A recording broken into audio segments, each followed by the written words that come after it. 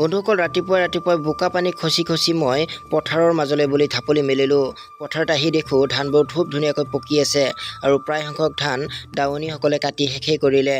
তাকে ঘৰলৈ নিম বুলি ভাবি হাজিৰা দুটা মাতিছোঁ আৰু দেউতাই ইফালে ধান বান্ধি আছে। কিছুমান ধান পকা নাই, নপকাখিনি পথাৰত থৈ পকাখিনি ঘৰলৈ নিম বুলি ভাবিছোঁ।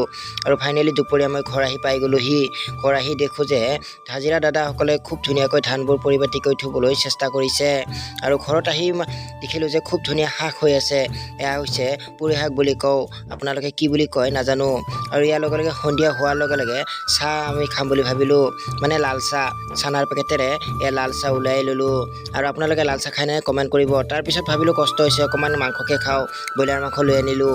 তাৰপিছত চাওক খুব ধুনীয়াকৈ দাদাই আলু আৰু পিঁয়াজ বাচিছে। আলু পিঁয়াজ লৈ ভাবিলোঁ ওচৰতে হৈ আছে ৰাস, গতিকে ৰাস অকণমান চাই আহোঁ।